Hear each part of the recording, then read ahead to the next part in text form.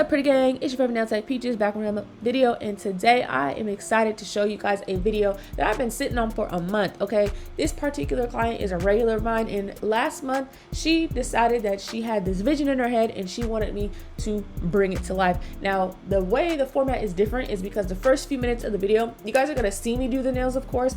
However, it's really our full conversation from how we got from point A to point B, okay? And I'm not gonna lie, I was getting frustrated with her because it was a lot of things going on. You know, there were times where she wasn't really paying attention, but I'm gonna break all that down for you guys, including on the fact that she brought her own supplies from home. So, hope you guys enjoy this video. Don't forget to watch to the end, and baby, turn that audio up, okay? One time on top. Okay. On both fingers? You're gonna hit me this on the okay. Opposite. Okay, you want to start pink or purple or what? Doesn't matter. You'll do pink. But bottom or top? Bottom. And you said an orange line? On the pointy finger, right? Girl, this. Oh, the line. Yes. Oh, they all just. Girl. It's okay. You gotta knock that shit off. You like, no, you're right. You like, knock that shit off. What the fuck is you doing? Okay. So now you say you just want some flowers or something? Your animal print just on this one. Oh, and what color? Black? Black. Okay. Yeah. I wasn't sure about white, but I think we'll just do black. Okay. Is this all the animal print? Mm-hmm. Actually, let's do an animal print on the thumbs. Actually really like that. And then on the other available nail, the French is like the like swooping raised acrylic or gel lines. Okay. I'll show you pictures. No, I know exactly. Yeah, you did on somebody else. Mm-hmm. Okay, what's next? Just these flowers.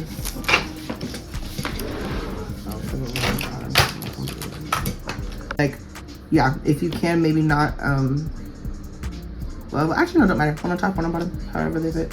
Okay. They like bend. Are we able to like stick them, or do you think that'll? Are you trying to? You want to? Whoa! Yeah. What the fuck? This is what I'm saying. What? This ain't no nail charm, girl. What the fuck is this? Look at this. It is a nail charm. I mean, it is, but like, what? This? Okay. Okay. Do you think that'll be? If that's not. I mean, she's just kind of weird. I can try it. Okay. Just stick it in. It's gonna be okay. Just stick it in. For some reason I thought that was like something fancy and not glue. No, it is. Normally I don't use this, but I'd have to like top coat and file off top coat to try like doing all these charms and shit. And I don't want to do that. And then trying to bend and glue and bend like I don't know. Okay, switch. Okay. Now for this. Oh, sorry. Wait. Top, bottom. You say top, this is top because remember we discussed the bottom is a tip. Oh, sorry. This on the top. This on the top. Glue around all the edges and like Yeah. No. bring them down. So just let me know because I like. So do you not think nail glue underneath and just pushing them down will work? No. Well, I don't know because this material and then like I said, this is not buffed, so glue doesn't typically stick on. Like I have to go with resin and try and top. I can't guarantee it'll stay. Like I said, this is not normal nail charms. It's to bend and like do shit like that. So it could be a nail charm, but this is not regular. What do you? I actually think it's fine the way it is. Okay, well then just let me know because I'm not gonna do this if you don't care enough about it to even try it. Well, is what you're saying gonna hold? You think it has a better chance to hold them down stronger? I don't know because like I said, yes, these bend, but they're not like made to. No matter what process I do, I cannot guarantee that they're gonna stick all the way down. Yeah, that's gonna. Yeah. No. Like I like them like this. Okay. If they fall off, they fall off. But for now, if anything, they might like cooking stuff. They probably melt before they just straight up fall off. If I keep them in the heat? Well, yeah, because look at this material. This ain't heat resistant. Like normal charms already sometimes. Like the heat could melt them, but yeah, so more than anything, they probably like just be careful about cooking for sure. All right, do y'all need a breather? I know that could be a little bit intense. We're going to woo-saw. We're going to break it down. We're going to kind of get into it. So I really kind of wanted to use this video to highlight the real conversations that are being had with the clients. And although I did not sound up to my peppiest, I did not sound as excited as what you guys normally hear. You guys, this is actually a realistic thing that happens sometimes. You know, you've already had a long day, and then let's say you have a client that comes in, you have to do a lot of different services, you might have someone after, and then on top of that, you're building a set for someone that knows what they want, but also may not know in what order or what fingers or whatever the case may be. So this is why I sounded a little bit more stern than you guys might be used to from me, because we have to set client boundaries, and I have to let my clients know that, hey, we have to stay on track, because at the end of the day, I run a tight ship. I'm on a time schedule. If you book a medium to medium long set in my chair, you're going to be here for 2.5 hours and 2.5 hours only. You know, whatever it is that you do, got to fit within that time frame. So that is kind of the reason why I sounded a little bit more stern, because to be quite honest, I wouldn't have been able to guide my client and give her what she wanted without that, you know, especially because, like I said, there was times where she kind of wasn't all the way paying attention, and that's not a bad thing. Like, it's really great when clients are in your chair and need to zone out, or they're, you know, they want to zone out, kind of rest their eyes and stuff. However, when it's the client that's building the set and this is their vision, there's no inspo pick, this is straight out of their head, straight just telling you, hey, I want a couple French tip, I want a couple this, I want, you know what I'm saying? That's not always the best for me on my end. You know, for the nail tech, it's like we need you to be kind of alert. So in order to kind of set those boundaries, you just need to keep the conversation moving, which is why you kind of hear me being like, okay, like, what's next? Okay, this color, all right, top or bottom, okay, this or that, because we need to keep the client on track to be able to finish the set accordingly. All right, so let me kind of get into why I don't necessarily prefer clients bringing their stuff from home. And I say this time and time again, and I stand on it. Even if I accept your stuff from home, I'm going to tell you there is not a guarantee that I can make this last. And also, you're going to be charged just my regular pricings, even if you bring it to me. Because me personally, I'm not charging you for the supplies. I'm charging you for the longevity. I'm charging you for the technique of how I, you know, do everything. I'm charging you for the skill involved and how quickly that I can do things, if that makes sense.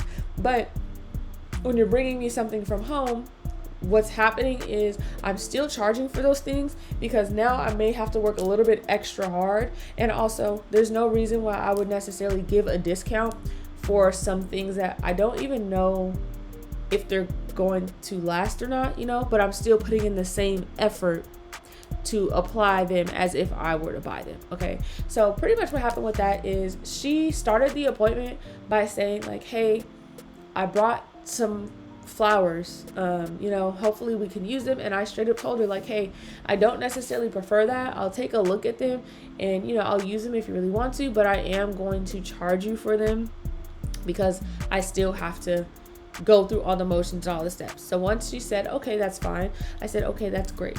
Now she did tell me they were from her cousin's set of nail stuff. Like, her cousin is not a nail tech. Her cousin pretty much just be gluing stuff onto her own like natural nails, which I'm not gonna lie to you guys, I don't necessarily think it's the best thing to just be gluing charms on top of your natural nail. Okay, I'm just gonna throw that out there. So by the time we got to the step where it was time for flowers and I kind of seen them, y'all kind of heard me like cussing and fussing, because when I picked them up, I'm not gonna hold you, I did not expect that they were going to be able to literally fold in half. They were almost like a, not like a jelly texture, but it was not a texture of anything that I have ever felt on a nail charm. And so it really took me by surprise. Like, y'all don't know me in real life, but baby, I'm not gonna lie, sometimes I have a mouth like a sailor, and that's just what it is. Obviously I keep it to a minimum because this is YouTube, and you know, you never know who's watching the videos, but I just need y'all to know that's about me. Okay, my clients know that about me. We be in there cussing and fussing together sometimes. Okay, but it took me by such surprise, which is why I told her like, hey, I can't guarantee that any of the methods that I'm going to use is actually going to help these stick. The reason being is because you brought me something that not only are you unfamiliar with the size or the depths of like what this is, but you know, clients do not know about textures.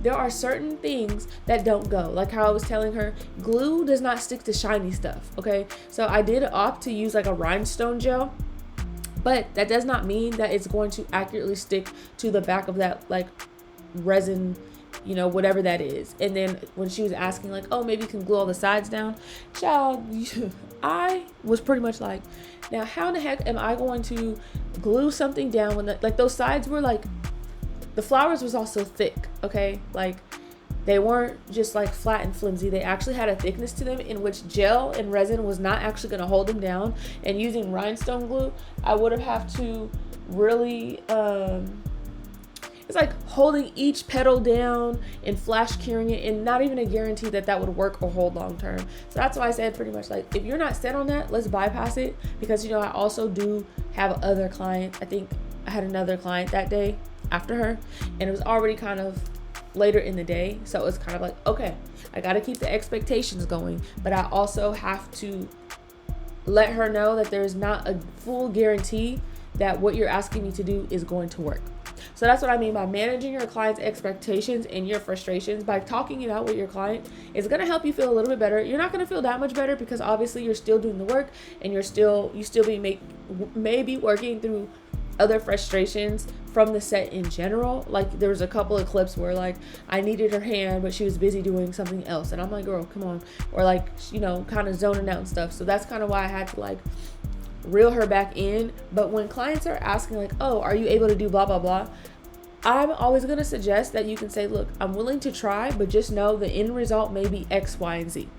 That statement is how you are going to directly manage client expectations and also save yourself a lot of hassle when you especially know that something may not go right. I'm telling you right now, if a client feels like you can do it, that is the greatest compliment.